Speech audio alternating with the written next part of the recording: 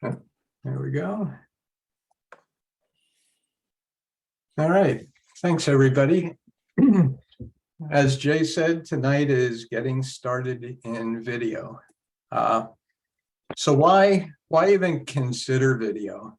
I think one thing, it's another creative way to use our photography skills and the equipment we have. I mean, when you tap into what we hold either in our camera or in our phones these days, we have so much capability there. And I know for me, for years, I didn't even touch video. And in fact, on my former camera, when I went to shoot video, I realized the mic didn't work. So I don't know how many years it didn't work, but never tapped into that side. So we have a lot of potential and equipment to do this. Video has become more and more popular for creating content. You see video everywhere, whether it's on Instagram, Facebook, in marketing campaigns. Just a couple of things with YouTube that I found interesting. There's 2.6 billion users worldwide of YouTube, and viewers watch over 1 billion hours of video every day. 3.7 million new videos are uploaded every day on YouTube, and about 500 hours are uploaded every minute. So there's a lot of video out there, and I think a lot of it's because everybody has the capability of doing it today. This statistic at the bottom, for the amount of video uploaded in just 1 hour, it would take you 82 years to watch it all. So that's just an amazing statistic on video and how it's hitting our society. So photography versus video, they fill different spaces. Photos capture moments in time and can tell a story. In video, you actually use different techniques to guide a person through this story. And storytelling is key to doing a good video. Both are focused on the visuals, so there's very common elements between composition, color, but video also adds movement and audio, and that's where it gets a little different. So for me, I consider myself pretty much a newbie. I'm new at this. Just last year or so, I started working with it a little. Last year, especially with the pandemic, I got involved in doing some video for church services and doing a little bit of editing. I have some things I call pandemic videos, but they were videos that I did that I didn't shoot, but compiled videos from people at church to put short things together, and also a bunch of friends in India doing martial arts. I did a few things that we created scenes, asked people to do them, send them to me, and I did the editing. So that got me really involved in the editing aspects of video and how to work with some of the editors. And then in the newsletter, in the advertisement, if you will, for tonight's talk, I did have a link to a video I had done last summer for a day camp called Camp Noah. And that was a day camp, a week-long camp, Monday through Friday, that I got involved with. Usually they had a photographer for the week, and my wife was leading the camp, had 2 photographers. So I said, why don't I do video? So I thought, well, that'll force me to start working with it. So that really got me started. I also had friends, especially a few from India, that kept saying they'd see me post photos. They'd say, why don't you start with video? And one of the guys said, I really wish you'd start with video because I'd like to see what you do with it based on what I was posting. So I thought, all right, let's start. So that's what really got me started. So over the last year or so, been really learning through different online courses, YouTube videos, websites, anything I could to help learn different aspects of video. So how do you get started? I think first of all, video can be a little intimidating. And I'd say it doesn't really have to be. Now, as I put the presentation together and put lots of statistics and slides and settings and all kinds of stuff, I thought, well, that might look intimidating. But again, it doesn't have to be. What I want to do tonight is just give an overview of concepts and all different aspects of video. But really where you start is what we already know. We're all into photography. We all have basic skills. So video, like I said, has a few different pieces, but for the most part, we have a lot of basis already in what we know about photography. We have equipment from your camera or your phone, lenses you have, your tripod, editing software that you have. A lot of people on here use Photoshop, and there's actually ways to edit video in Photoshop. I don't do it much, but I have seen that section of Photoshop, and for basic videos, you can do it. So you can use some of the tools that you may already be using and just extend them a little more. And with video, I think we also get an opportunity to start learning some new skills. So some of the main elements or key elements of cinematography are the exposure, just like with photography, your shutter speed, your aperture, your ISO. Things that also get added for video are frame rates, and we'll get into each of these and how they relate. Also, composition, very much the same as photography. Same rules apply. Camera angle, similar, but with video, it may take a slightly different flavor because you're combining different angles, maybe in the same segment, to give a different feel and different view of your subjects. Camera movement is different for video, so that will go through. That you don't have in photography unless you're on purpose trying to capture movement or something like that. But otherwise, camera movement is a different piece for video. Color, again, similar to photography, but different colors give different moods in your video. So I'm going to start with areas around exposure. First of all, video resolution. So if you've looked at your camera and got into any of the video modes, one of the first things you decide is how you want to shoot and what resolution.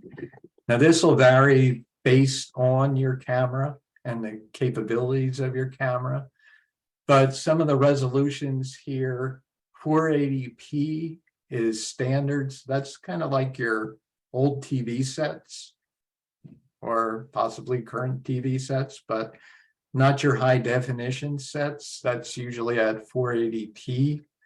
720p and 1080p are more your high definition. So you can see the pixel counts are going up as well as the pixel arrangement on the frame. Then from there, you move into your ultra high definition, your 4Ks and 8Ks. So my camera is able to do some 4K. I think the new iPhone 4K, not sure about 8K on the new iPhone, but some of the newer cameras are also doing 8K. So again, you probably hold a lot of these capabilities in your hands. It's a matter of deciding. Bit rates also affect the quality. So I'm not going to get into these too much, but the higher the bit rate, the more information gets captured and stored in the video file. And again, a lot of that's dependent on your camera's capabilities. But basically, a recommendation when you're shooting video is shoot the best resolution you can, and then lower your quality during editing.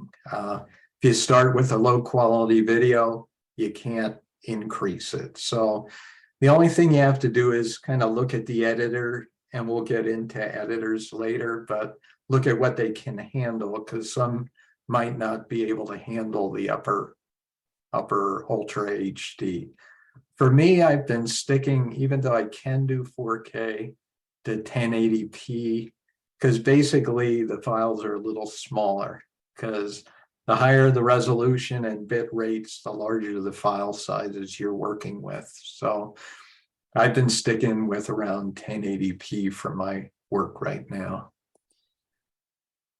Exposure frame rates. So frame rates are the number of frames or images that get captured per second.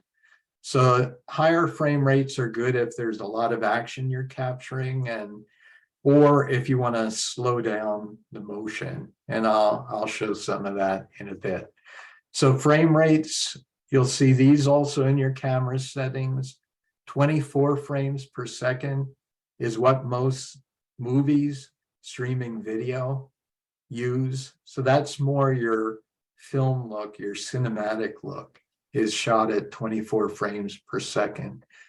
30 frames are more for live broadcast. So when you get into your sports, news, TV shows, situation or soap operas, they have a different kind of look and feel when you're watching TV. And that's because they do use a higher frame rate of around 30 frames per second.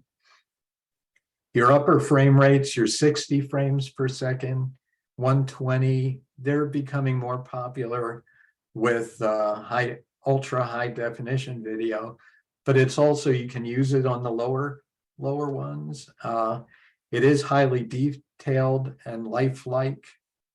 And these higher frame rates are good if you're going to slow down video. And I'll show some of that in a bit. With exposure, shutter speeds similar to our photography. It's the length of exposure of each frame. One thing to note with your shutter speeds, they do relate to what you want to set based on the frame rate that I showed at the previous slide. So if you're shooting at 24 frames a second, your shutter speed should be set at 1/50th. If you're at 60, it's 1/20th. So you don't vary your shutter speeds unless you're going for a certain effect. You don't vary them much. You keep them pretty consistent with your frames per second. Faster shutter speeds will produce crisper frames, but look choppy on playback. Where slower are a little more blurred and they look smoother on playback. And I'll show that in a bit. Your aperture, basically the same as in your photography. It's how much light gets in and what the depth of field is. So smaller the number, the wider the opening, the blurrier the background. And reverse, the larger the number, the smaller the opening, the sharper from foreground to background. So that you adjust just the same as photography, same on your ISO. The lower numbers, less brightness, less grain, higher numbers, higher brightness, more grain. I think with video, at least to me, some of the numbers in between there, I don't think you see the grain quite as much as when you have a still photo. But one thing to note, neutral density filters are important, because if you want to keep a blurrier background, use a wider opening, generally with photography, you have the option of setting your shutter speed very high, depending on what effect you want to get. But with this, if you go low and you're in a very bright setting and you're shooting at 24 frames a second, you have to keep your shutter speed around 150. So if you still want to have blurrier background, the only way to kind of adjust that is through neutral density filters. So I think they play even more of a key role with video. So here's a comparison. So this is at 24 frames a second, 1/50th. So this first screen will show normal speed. So you can see the kid swinging. It's pretty clear movement. When you slow it down, you can see There's a little bit more jerkiness because there's less frames a second. So this is slowed down at 50% speed. So if you pull a single frame out of here, this is what it looks like. So there's a bit of blurriness in the video. But again, when you're playing it, especially at a normal speed, you don't notice that, and it's pretty clear, kind of cinematic, if you will, look. So I put the shutter speed up to 1/400th of a second, kept it at 24 frames a second. If you look at the still frame, you can see it pretty well froze the action. So I'm going to play this top left one, normal speed. If you can, it's a little hard to tell, but the look is a bit more choppy. I think where you see it more is if you slow down the action, you'll see it's much more choppy a look to it. So that's because it's capturing much sharper images and not that many per second. So that's the effect. So generally for slowing down, you want to raise your frames per second. There are instances that maybe you want this kind of look in your photos. So like with photography, you can break the rules, the standard things based on the effect you want to have. But for, let me move through here. So at 60 frames a second, you can see there's not quite as much blur as the 24 when you pull out a single frame. And if you watch up here, it's a somewhat smoother and a little more detailed view at a normal speed.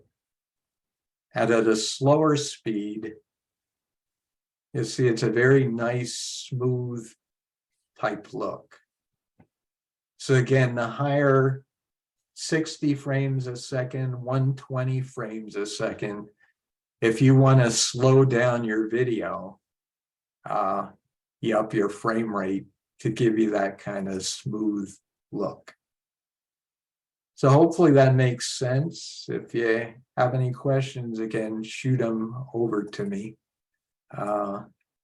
If not, we'll move on to composition. So composition, just like in photography, the same rules apply, whether there are rules of thirds, of perspectives, textures, leading lines, your depth of field, your balance, symmetry, all that still applies when you're shooting video. So these are a couple still frames out of the video that I did that I referenced earlier for Camp Noah. Just tried to use the same concepts with rule of thirds, where the eye lines are and where he's lined up, the depth of field, some lines you're looking for to kind of draw you into that person, and just symmetry overall. But with video, I think another thing is the eye line, where the subject is looking. So since you're transitioning often between clips from one to another, where the subject is looking is important, because that may lead the viewer's eye into what they're looking at or what they should be looking at next. And different camera angles also help to direct the viewer's eyes. And one thing, I think, since I've been looking into this more, trying to shoot video, learn more, observe this stuff while you're watching your next TV show or movie. You start to see this stuff that you sort of took for granted and didn't even realize they're kind of doing to you. But with where they're leading you to look, and those things help, again, guide the person through the video. One thing that's a little different and something to keep in mind in composition, there's something called an 180-degree rule, which is used to help the viewer keep track of the characters in the film, characters or subjects. So, for example, if you have two people and they're kind of talking with each other. Think of it like an imaginary line going through the two. So whatever you can shoot at all different angles to try to get an interesting shot or series of shots to capture that video, but you always stay on this side. So it always keeps the angles and the people at the same spot, especially relative to their background.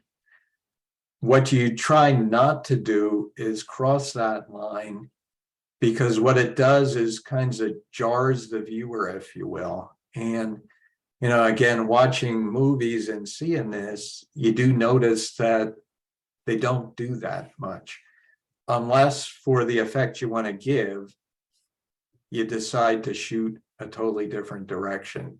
And that kind of is used for more of a jarring effect. But the main rule is stick to this side of the line when you're shooting. And that's a slightly different, or is different than your photography with your 180-degree rule. Camera angles, a lot of different things to consider, and most of it, camera angles are to help create interest or give a different meaning to what you're shooting. So these are some, I'll show the video later during a newborn shoot, but some things I tried to do, your eye level shots, you know, really kind of connect you in, especially if she was looking up. She wasn't in this one, but in other ones, it connects you in a little more with the character. Where if you're viewing down, gives you a different feel. If you have multiple people in a shot, maybe you would use that your low angle, if you had a teacher-student type relationship, you might use more of a low angle to look up at the teacher, high angle to look down at the student, to kind of give more of a feel of authority and subordinate, or student and mentor, or that. So your angles are important to keep interest in there, and you also use the different angles to help convey what you're trying to throughout your story. Also, your different shooting styles, whether it's a wide shot, medium shot, or close up. Wide are often used in video to help set the stage, kind of give an overall feel of where is this taking place. Medium shots kind of center in and are more centered on your subjects. So they're used to focus in on the story that you're telling and the subjects that are part of that. Then close-ups are often used throughout to highlight detail. And I'll show how this works in the video later on in the presentation, but these are kind of your wider shot showing where this is taking place, your medium showing your subjects, and your close-up showing some details, whether it's hand, feet, other things to kind of look at to bring out details of what's happening. So this is a couple shots, again, in that video that shows more of your wide. This is an upper aerial shot. This was actually from a drone. And this here showing what the kids are doing. So if you only had this shot, you might not have the right perspective of what he's doing and the game that they're playing, as well as where it took place. So I'll just show you this short segment out of that video to see how they mix.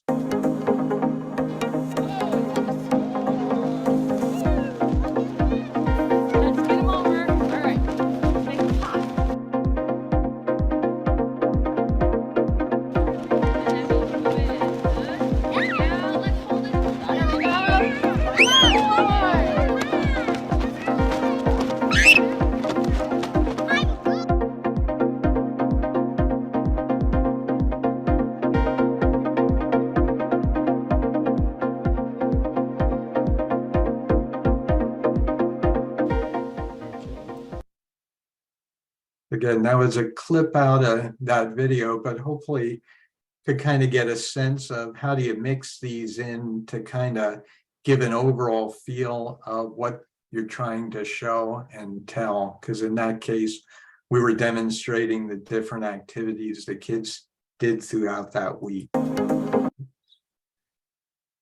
So the next one is camera movement. And this, like I said, this is a bit different for video than with your photography, or basically a new skill.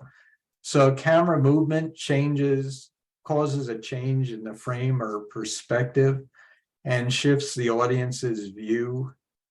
Can be used depending on the kind of movements you're doing to create more of a psychological, emotional effect on the viewer, and also to help the film be more engaging and the video be more engaging. So if you kept the camera still and always had a one shot going on, eventually I think you would lose interest. And again, when you start watching movies and think of this stuff, you do notice how much cameras are moving through a scene that you're watching.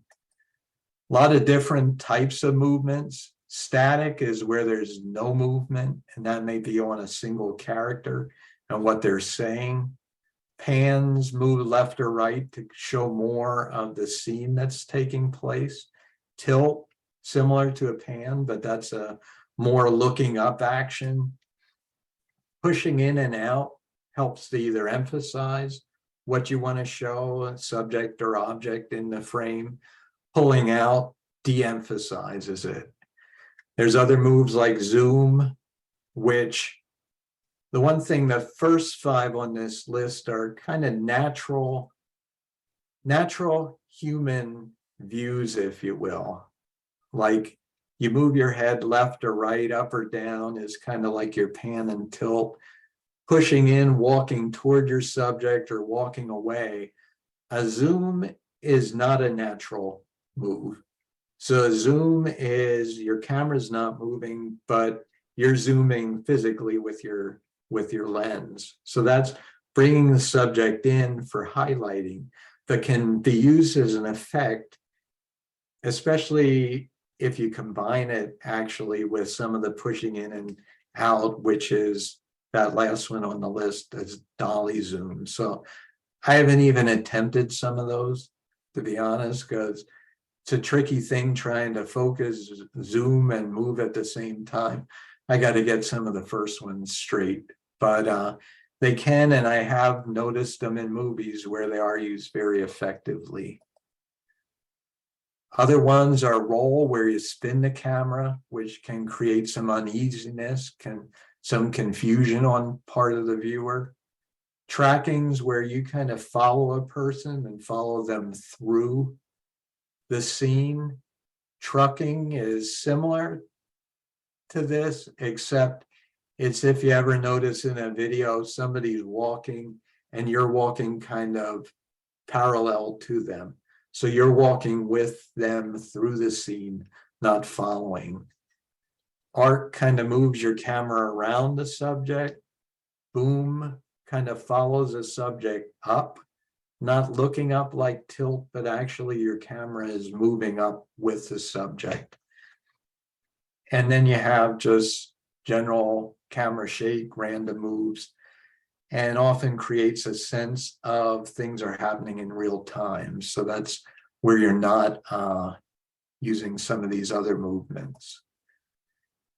Focusing also, manual focus is often used for video because it can give you more creative control. So this isn't exactly movement. It does give that feel, especially if you do rack focus. And what that is if you have 2 people, for example, one behind the other, or an object and a person, it's really changing your focus from the one plane to the other.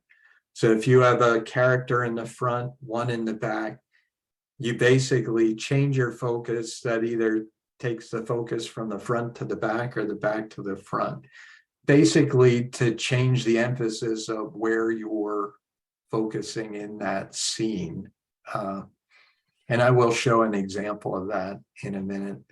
Soft focus, out of focus, generally for photography, maybe use those for creativity. In video, I think they can be used more frequently for creativity because, again, you're looking at a longer video and maybe it's at 2 seconds out of focus or 3 seconds mixed with things that are in focus. So it may help to just build out, again, your story. So I'm going to show a couple camera movements.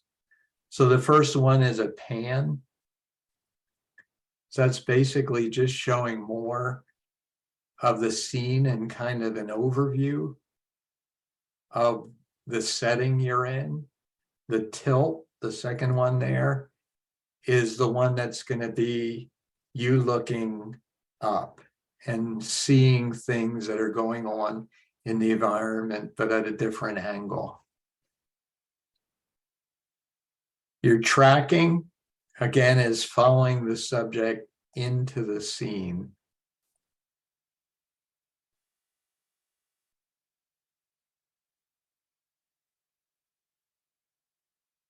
A roll, and this is to create some uneasiness or, just disorienting view. The boom, again, this different from the tilt that was looking up. This moves up with the subject. Oftentimes you needed special or different types of big equipment to do this. Now that one was with a drone. So if you have a drone, and I have a fairly inexpensive drone, but you can use that very nicely for boom type shots, moving up with subjects through a scene. And this is the rack focus. So right now, you can see the boy in the front is the one in focus. The girl sitting in the back is out of focus. So I'll start this, and you'll see that focus change where he becomes out and she becomes in focus. So it's a very effective thing to use to change where you want your viewer to be looking and observing and where the emphasis is. Because you can imagine if they're talking and she starts talking, changing that focus would help direct you where you should be looking. So there are a few examples of camera movements. With movements, though, also becomes shakier video. So stabilization is a concept used to help reduce camera shake in video for smoother footage. And there's a variety of ways to achieve that. And one would be a video tripod. So they're a little heavier than your photo tripods. Generally have a fluid head that allows smoother movements as you're moving left and right or up and down. A slider is something that creates smooth dynamic shots, and I'll be showing each of these. Gimbal, electronic device with axes and motors that help capture, stabilize, smooth footage. Steady cams are similar to a gimbal. I think they're a little older than what the gimbals are, but they're more mechanical, and they help to isolate movement to also produce smooth shots. Other things you can use, you can use your existing photo tripod. That's what I had used for my church videos, because that's what I had. Worked effectively when I had the camera still looking on the pastor. But when I tried to do some shots with acolytes coming in to light candles and things, that's where I noticed the jerkiness in the head of my existing tripod. I didn't have a video one at the time. I do now. Another one is camera strap, and I'll show that in a minute, but that was a tip somebody did in one of the video courses I was looking at that said, she liked to hand hold her camera, not have it on a tripod, because she did a lot of family shoots. And so stabilizing with the camera strap was one technique she used. And actually everything I did in that Camp Noah video was handheld with using the camera strap. There are some in-camera stabilization based on your camera. I know the new iPhone has a cinema mode for video that helps if you walk with it to stabilize the video. There's also, if all else fails and you just have shaky video, there is some post-processing software that you can use that help to stabilize it. I think that's, I'd say, last resort, do that. So I'm gonna stop sharing a minute. And if this works, let's see, stop share. So I can just show a couple of these things. So let's see, this one is more the video tripod, a little low, but you can see a different type of head. And it does have a much more fluid movement with it. And you can move it through a scene, you know, a lot smoother than your regular tripod. The slider, let's see, so I don't trip over everything. Your slider looks like this and is basically something you attach your camera to, and you, let me move that down, and you basically slide it through the scene. So this slider will attach to a tripod or sit on a table, and I'll show what a shot using that looks like. This one thing, I have built up a lot of equipment. That's on my last slide to say, don't do this. But I'm really bad when B&H has deal of the day. So I've gathered a lot of equipment to work on video through that. But some of these do come in handy. This is a gimbal.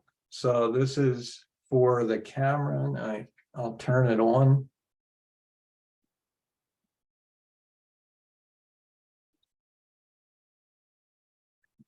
So you'll see this. So this floats on 3 different axes.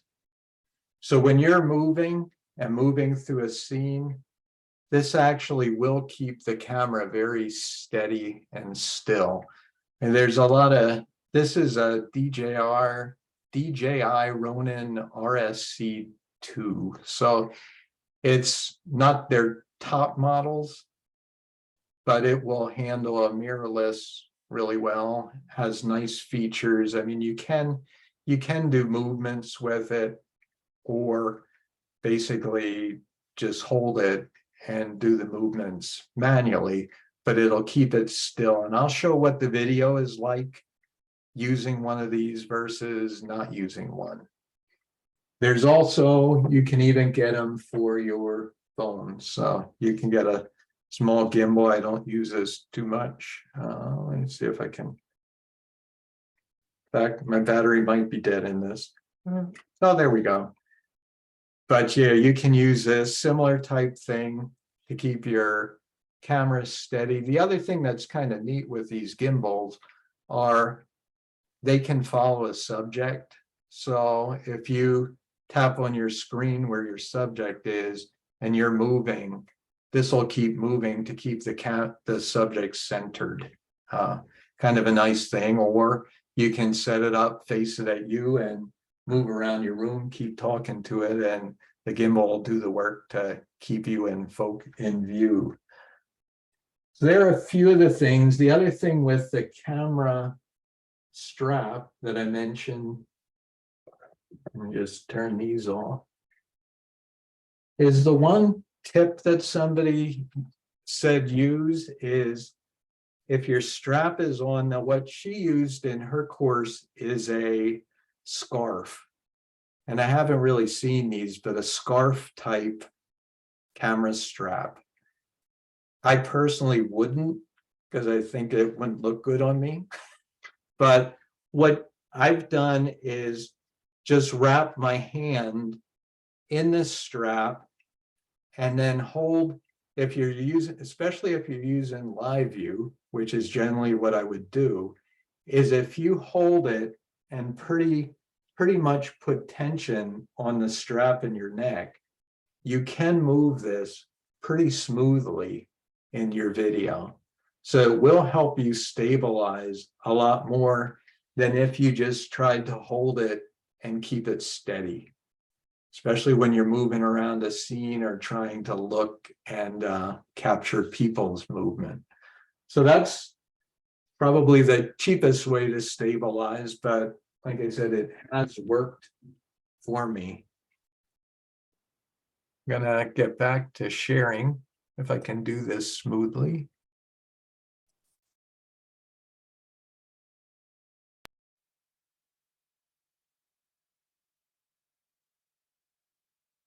Screen back okay?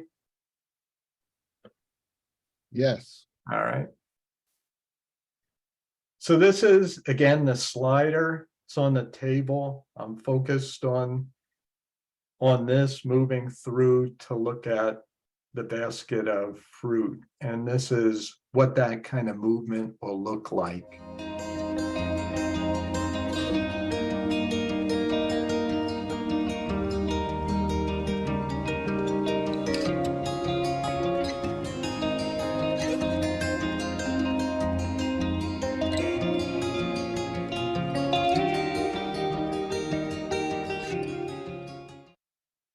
So not a lot of movement, not a lot of distance, but it does create somewhat of an effective way of moving through a shot, and they can be used for a lot of different things, but hopefully that gives you an idea of that one. The gimbal, again, this is the one I just showed you. This top video is without a gimbal, and the bottom is with the gimbal. So I'll show you the only thing I'm not sure. The one thing without the gimbal, I was using a 35 millimeter. In addition to it looking a little shaky, I don't know if it was using that and wider, but also gave more of a warpy kind of feel when I was watching the video back. But if you watch these two, you'll see going through the shot with and without the gimbal.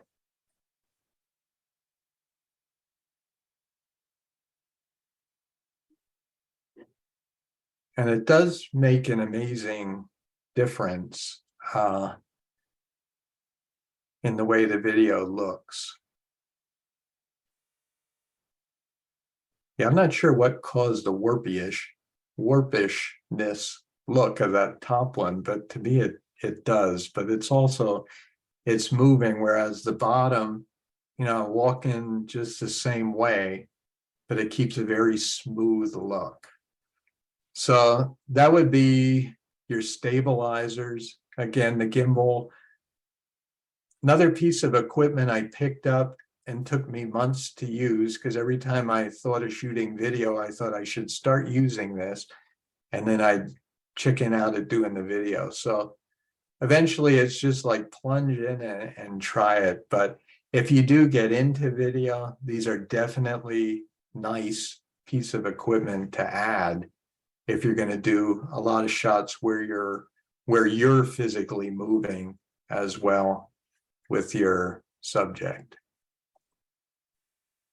Color, again, color, contrast, saturation, all can help to change the mood or convey the mood of a video, can establish themes, create symbolism.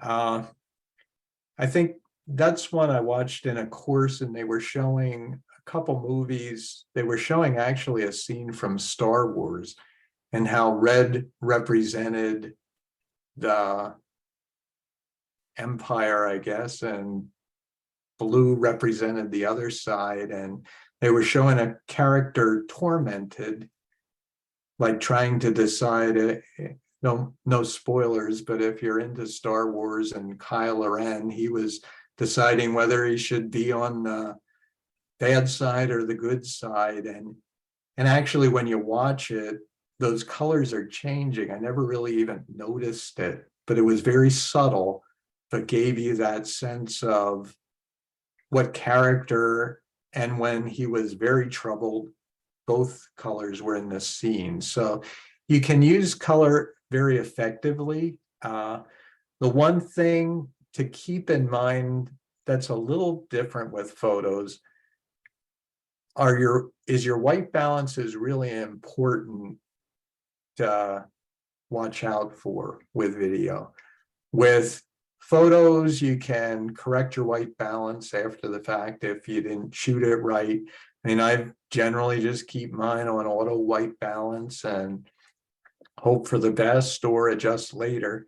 But with video, if you do that, since your video might be comprised of 50, 100 different short shots, what you want to do is really be cognizant of your white balance, set it properly, either set it using the features in your camera for the different types of light, or set it manually using a white card. But set it so that your video is consistent, because it helps during the editing time to not have to make adjustments to every segment to keep it consistent. So just something to keep in mind. Color grading, I have honestly not gotten into this too much, but it's really adjusting, enhancing, changing color to help the overall tone of the film. And with that, I just think, in a simple way, thinking back to The Wizard of Oz and how present day was black and white and Oz was color. And that was one of the earliest concepts they did for this, to change that tone, to really take you somewhere else, get you into the story, change the emotions you have. Same with, if you've ever watched The Matrix, a lot of that during certain parts are very green tones all the time. So color grading, important in video. Again, I personally have not done much with it, but probably the next thing I want to start getting into. Then in your camera, there are controls on your picture styles. Depends on your type of camera, what they're called. I think Nikon is picture controls, might be styles for Canon. I'm not quite sure the different terms, but that when you'll see in your menu a list of things like normal, maybe standard, monochrome, vivid. They have a lot of different options. If you're shooting raw, those give you a view through your viewfinder. So if you do a black and white raw photo, when you're looking at your viewfinder, you're seeing it black and white, but really it captures all the color. If you're shooting in JPEG, it applies it right away. And the one thing important to note with video, in general, for the most part, video is a series of JPEGs. So if you set your camera to monochrome and shoot video, what you will get out is a black and white video. You can't recapture the color. So it's important to note that generally, if you shoot more in a flat profile, which is often one of the options on your list, that gives you the most flexibility later in your editing process to change that and work with that video.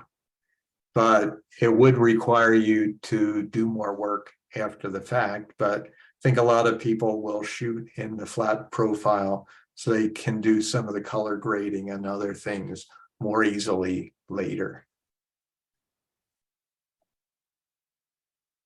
So lighting for video, just something to keep in mind, a little different than photos because you don't have your flash. What you want is continuous lights.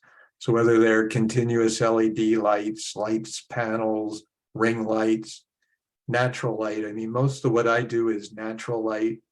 I did pick up some LED lights, just haven't worked or had the need to do indoor settings. But Your setups are very similar to doing portrait type work. But one thing, well, I guess I mentioned this on the previous slide. When you are using lights and you're going from natural lights to LED lights or other indoor light, just always keep in mind that white balance and try to keep that consistent, because if you change your lighting, your look is going to change. Audio is just as important a lot of times as your visuals on the screen, because the audio in the background can really help move you through the story, immerse the viewer, set tones. You can look at two different clips of video, put one very upbeat, one kind of solemn. Same video may give a different feel based on that background music. For video, human voice, music, and sound effects are generally your three types of sound in a film. You can capture it while you're filming, or you can add it later during your editing process. Different ways to capture are, a lot of cameras have internal mics. Can get external mics. Like I mentioned, I didn't even realize my internal mic wasn't working on my old camera. So that forced me to get an external mic to do my work. But it also, they're a lot clearer than the ones that are built in. And then you can get some that'll either capture more directional, more of the ambient sound in your area. You can also get external audio recorders, and those you can capture while you're capturing your film or your video, and then put them together later in the editing. One thing to note, if you would do things like that, use an external recorder, or maybe have two cameras going, shooting the same scene at the same time. One tip would be get it all rolling and then clap. And you might have known, like in movies, you see people with a clapper. And what that was for was that sound spikes the sound. So when you go to line things up, you look for the spike. You can line all your clips up, your audio up, and it helps you align everything to be able to have your clips and things in sync. A lot of music and sounds are available through various sites. There's free, royalty-free, license. Now, there's a lot of options for music. What I will do, and I'll mention this at the end, is I'll put a list together of different things to check out, whether it's sites to get sounds from, or even some of the training. I'll put a document together that'll get in our next newsletter. So your editing software, now you have your video done, you have your audio done, you have a slew of clips. What do you do with it? So this is where your editing software comes in, and your software is used to perform post-production editing on digital video sequences. And non-linear editing system is basically what most of these are designed around, which is old days, you may have needed to take video and it's one at a time. If you cut pieces out, it was very destructive. You lost those pieces. With a non-linear editing system, you can put your clips in, you can duplicate your clips, you can stretch them, slow them, cut them, superimpose them, all different things you can do to manipulate your video. Some of the popular, and these are more, I'd say, advanced editors, are Adobe Premiere Pro, DaVinci Resolve, Apple Final Cut Pro, Vegas Pro, which used to be a Sony product. It is actually the one I use because I used a simplified version for many years with slideshows. So I've stuck with Vegas. DaVinci Resolve, there's actually a totally free version that would give you more than enough capability to get started and probably take you a long way into video before you need to upgrade to one with more features. So this is what the video environment looks like. So this is in Vegas, and I think a lot have a similar type of interface. This top is where all of your media is. So whether they are your movie clips, whether they're your titles, your sound, that would all show up in a media section. That stuff gets pulled down onto a timeline, and you can have many different tracks. So in this video, I have multiple video tracks, which again, this is from the Camp Noah video. So I have the kids here working on their art projects. So all these clips are compiled up here, where there's some main clips down here. So what I wanted to do with this one is interview somebody, have her tell about the art, but then put their clips on top. And I'll show that in a minute. You can have multiple audio tracks that you can change from one to another. You can add your music. So this has a music track as well. So I took this section and let me show you the result of that here. So this has her interview down here. There's some music playing in the background, and the clips are overlaid while she's talking for that effect. The first day, the kids talked about being special, how they are special. And so in the craft area, we had them make a picture that said, I am, and then they could choose what they wanted to write and decorate it. So that was a whole lot of fun, and they enjoyed that very much. The second day, we just painted a color on a rock, and today we're going to write feeling words and draw pictures on the rocks with paint to talk about our feelings, because Wednesday. So that's just a short segment that kind of shows you what it looks like as you're starting to work with this, as you're pulling your sounds in and working with the clips and how to do your editing piece.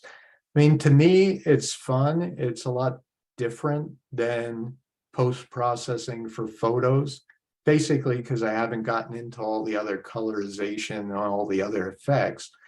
But here it's just a matter of thinking through how you want to put clips together and compile them, and have enjoyed doing that. So to wrap it kind of all up and pull it all together, this is a segment or a short video I did for a family. I was doing their newborn shoot.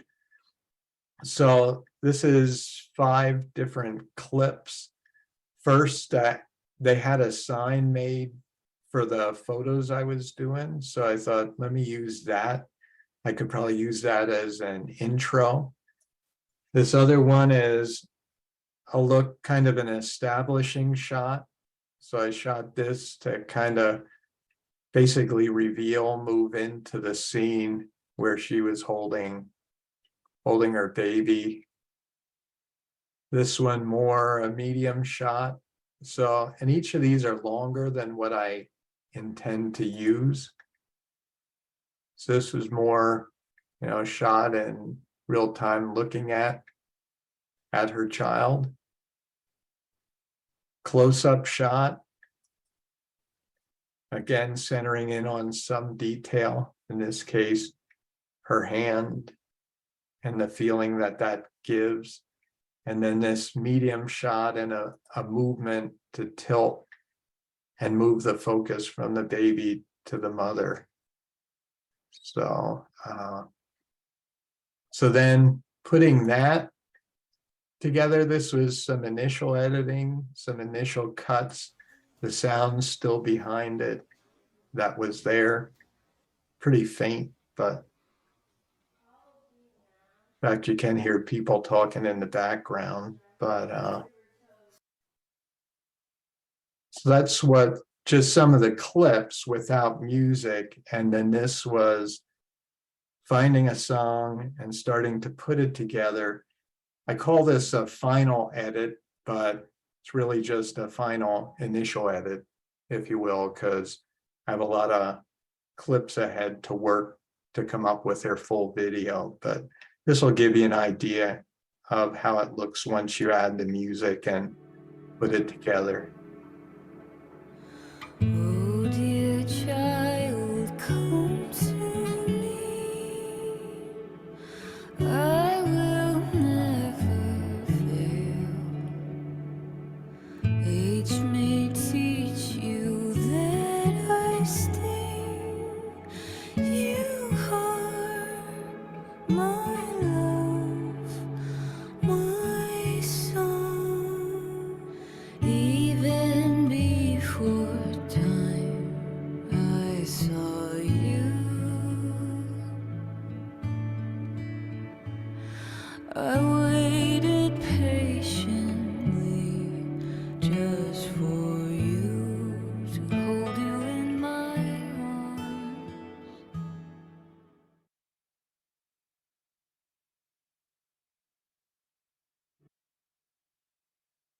So that's what I have for tonight. Just a few things, some initial learnings and recommendations so far. Don't try to learn too much at once. I know I gave a lot of different things to consider, to think about, all to give you topics that you can dig into eventually, but start again with what you know. Again, we have a lot of basic skills, from exposure to how we frame shots, our composition, our colors. So start again with what you know and add some basic video skills, start practicing, and then start adding to your, basically your skill toolkit, if you will. Don't, and this is mine, don't overbuy gear. Use what you have and add as you need it. So there's a lot of things you can get to work with video. Get some basics. A lot of mine was definitely not top of the line stuff, things I could get and reasonably start working with. And if I like it, if I like what I'm using, then expand into other things, but don't overbuy because it may sit in a closet somewhere. Also think of your story when going to shoot video, makes the editing easier and you don't miss anything. I think when I did that camp, the first day I probably shot 2 hours of video or more. And the second day I started similar. And I didn't have a good concept on what I wanted to put together at that point. And then I thought, I have 2 or 3 hours worth of videos, probably several hundred little clips. And I thought, I really don't have an idea. But all I knew is on Friday, we needed to show it to parents. And that's when I started thinking, maybe what I'll do is work them through the whole week, what happened each day, and then focus on the major big activities.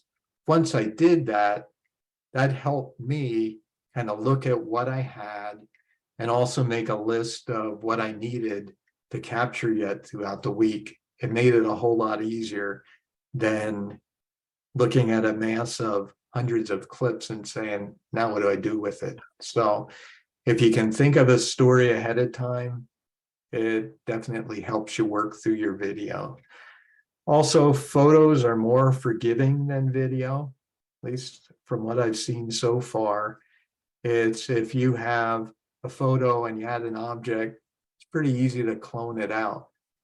If you have 2 minutes of video with an object sitting in it, that's thousands of frames. Taking out that unwanted object is a lot tougher. Also, I crop a lot when I shoot photos and get it framed the way I want it. Then with video, though you can crop, you also start really losing resolution quick, and it's a lot more work. So I think if you spend more attention to your composition while you're shooting, it makes it a lot easier, because the post-processing corrections or tweaks are much more time consuming with video. So that's what I have. Thanks for your time tonight. Again, additional information will be in the next newsletter. I'll do a write-up that has some suggested courses, suggested videos to watch, some of the YouTube channels that I like, some of the websites, because there's some that'll just have a few-minute video on camera movements, all the different types, how they're used in movies, give you a good idea of that, camera angles, all your topics. And there's a ton out there on colorization and color grading and things like that. And those are ones I'll look at next, but I can give you a lot of that information, and hopefully that'll help you if you want to start this journey too. So thanks. I'll stop sharing, and if you have any questions, ask away. We have a lot of questions. We can. There we go. Yeah, Jeff, I don't know about what others think, but seems to me you know a heck of a lot about video. You've come a long way if you just started, let me tell you. You seem almost like an expert to me. But I'm curious, how much video are you doing now compared to your photography work? Are you just doing both? Is it 50-50? Is it 75% still photos, 25% video, or whatever you feel like doing? I would say probably still 80% photos, 20% video. Yeah. Like I said, I wish I would. I wanted to do a whole lot more video. I think the one thing that holds me up sometimes is even this thinking this story. Because like I'll think, okay, I'd like to took the camera down to the beach, and I thought, okay, I'm gonna do some. Then I'm like milling over in my head, well, what do I want to do? Do I want to do a day at the beach? Do I want to do, here's the morning. What does the morning feel like? I'm going through all these. Meanwhile, the week's passing by pretty quick. So I start shooting, and I come home with like 200 clips. And then I think I have a presentation coming up. So then what really happened was I went to do the infant shoot, and I thought, okay, let's do it that day. Now they thought, I don't know what you're doing, because I just kept saying, don't mind me, I'm going to do some video, and tried to work it in. So that was, I'd say a majority of that day was shooting the photos, but then I did do a chunk of video during the photo shoot too. And I know some people that are doing more of the family type videos, they'll do that. They'll work with a family. Sometimes they'll throw in the video free just to get some experience and get going. Others are moving into this and saying, we'll do family videos. So those kids on the swing, I have lined up sometime because they live right across the street. And actually Friday, I said, I'm not happy with any of my examples yet, because I shot people riding bikes on the boardwalk. I shot my niece cheerleading. It's like, and none of them were doing a great job with showing the shutter speed and the frames per second and everything mixed. So last week I said, hey, can I borrow your kids and will they swing for me? And they said, sure. But I've also talked to them to say, would they be guinea pigs for a family video that would be focused on a family video? So I'd go in maybe 3-4 hours some Saturday morning and just, you live your life. I gave them a questionnaire. A lot of this based on one of the courses I was doing on Creative Live. And they had this questionnaire suggestion, and I thought, well, that's pretty good. So I gave that to them. Little things like, what's the best feature of your child or kids? What do you like best? And some would say, well, their expression, their eyes, this and that. And then that's all the things you start thinking about while you start shooting. And you do come back with hours, and you are going to narrow it down to minutes. Because they say a good video length is 3 to 5 minutes. You might only want to do that long. So yeah, I would like to shift that a lot and really center in on video a lot more. But I don't think there's just so much to learn in everything, and I want to try it all.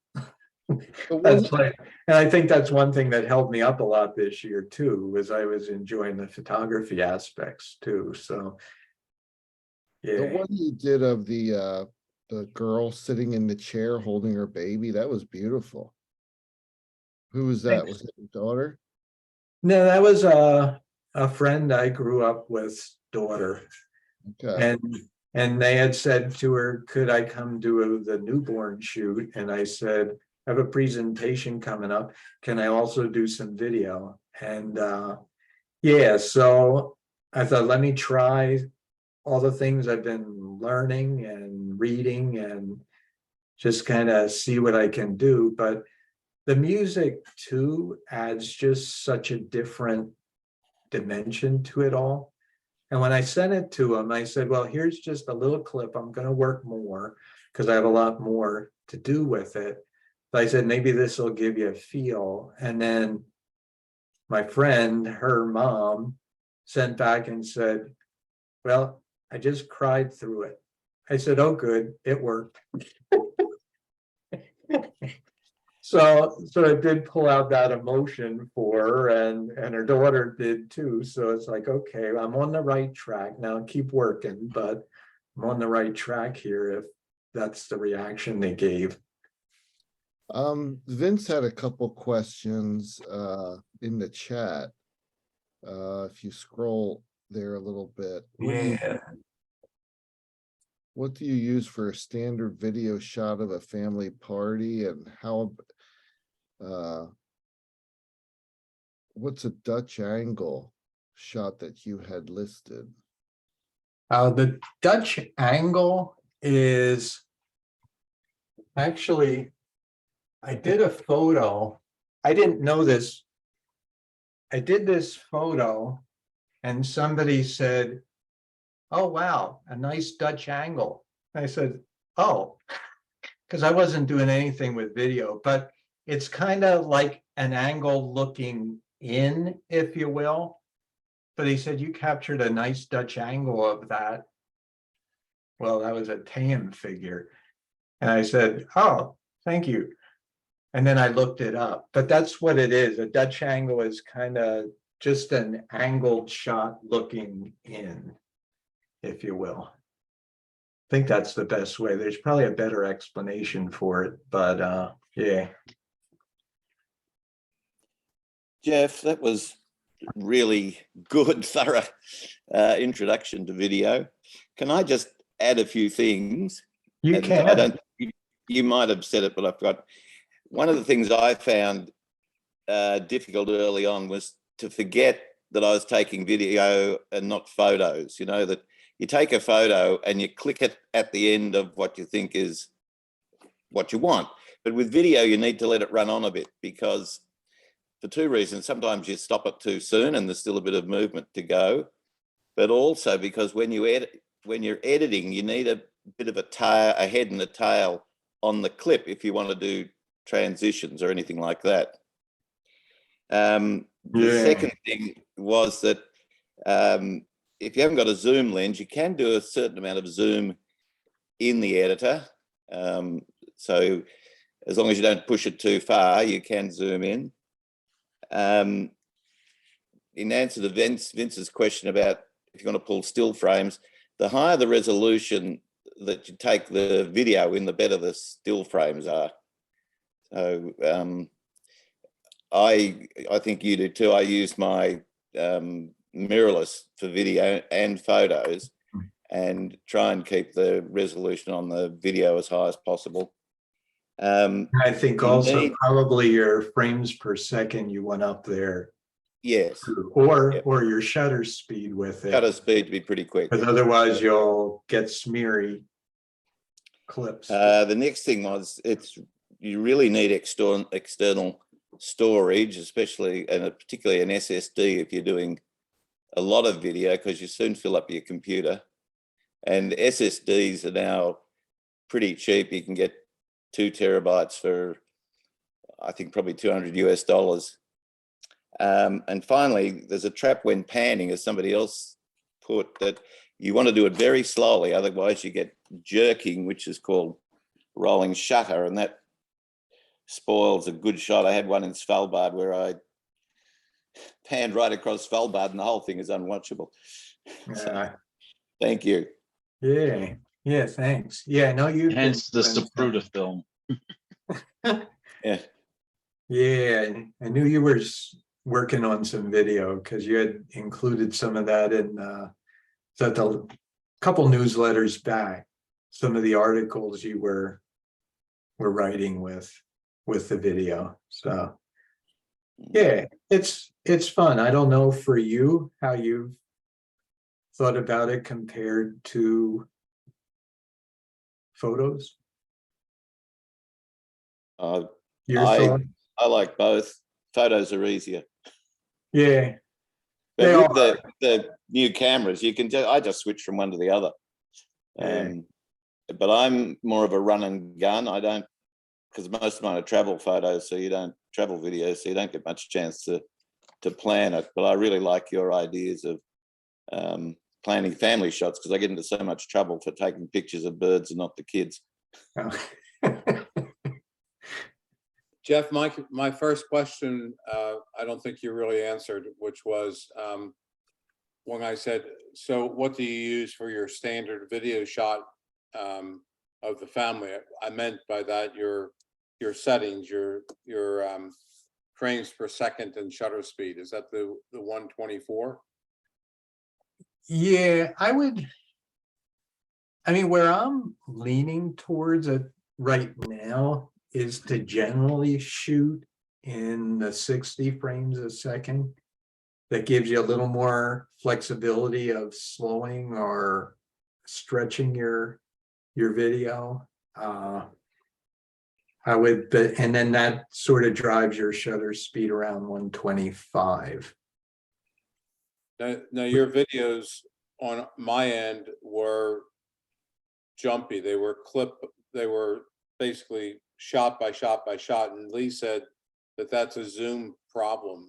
I assume on your end, they were smooth and not choppy. Yeah, pretty smooth. Yeah. So Lee or Jeff, is there a way to solve that with Zoom? No, a few meetings ago, there was a guy who had really good video, but it was kind of unwatchable. And I did a lot of research then, and it seems that the problem is Zoom, and I couldn't find any way to get past it. I think Zoom have to restrict their bandwidth, and videos take up a huge amount use a lot of data. So that's my explanation. Yeah, the only thing you can kind of do, there is a setting when you go to share your screen to optimize the video. And sometimes that'll play. I was gonna do that tonight, but then when I went to do it, what you also do is lose yourself. My wife always had this trouble with church. It's like, I never see myself. So if you're presenting, you don't see yourself presenting anymore. So your screen is up, but I could be like, by that point, I could have been like over here and I would not know until I stopped sharing and said, oh my gosh, I'm not even in the screen anymore. But there is a setting, if it's only video, to optimize the video, and it might play a little bit smoother. Jeff, I don't see that under share screen, advanced sharing options. There's nothing about optimizing video. Where would that be? If you hit the share screen, if you do that now, at the very bottom, there's a share sound and optimize for video clip. Okay. Share sound, it's actually, mine is grayed out for optimized video clip.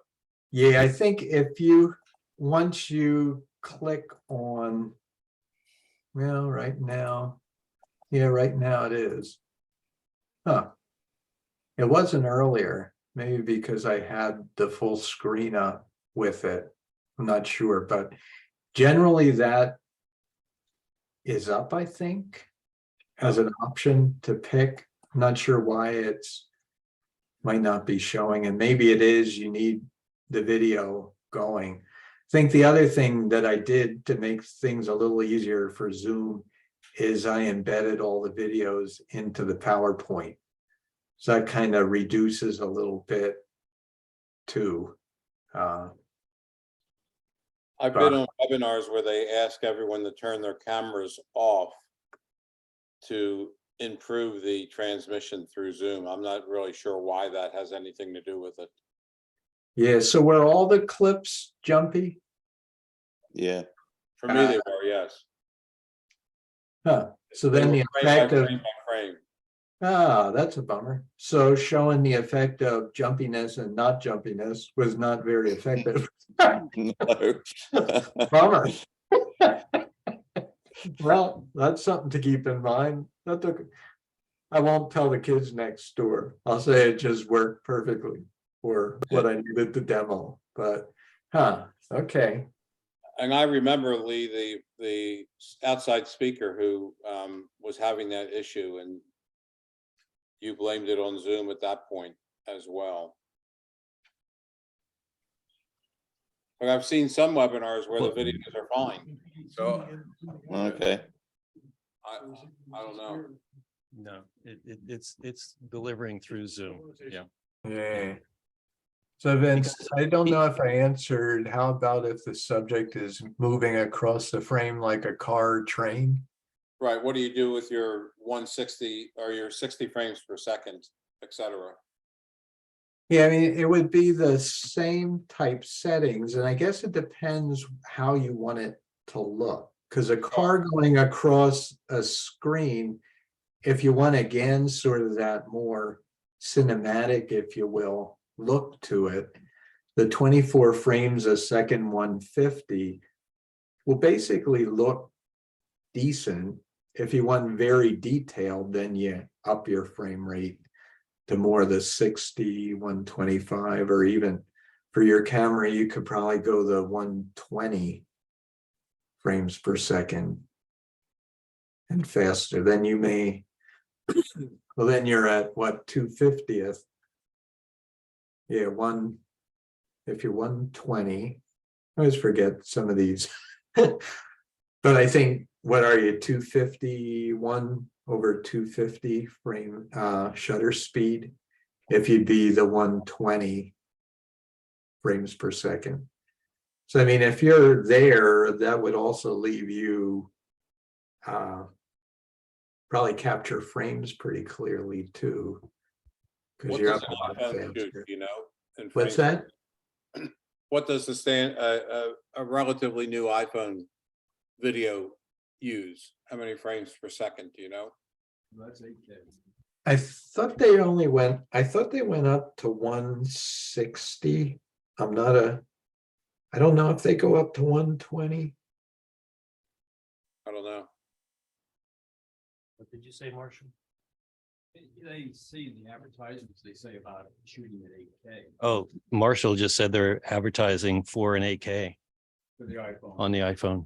On the brand Maybe new. there's another setting. I can switch between HD and 4K.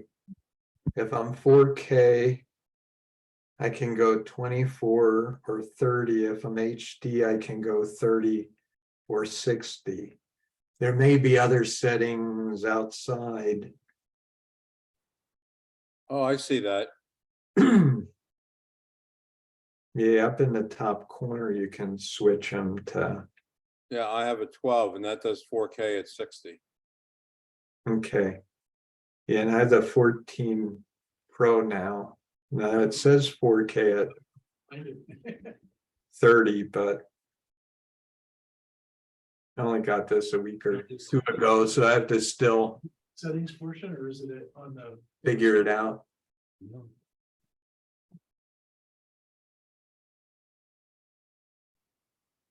Jay, can you stop recording? Or Yep. did you? Okay. Let's see. That was Vince, great, Jeff. you- Thank you.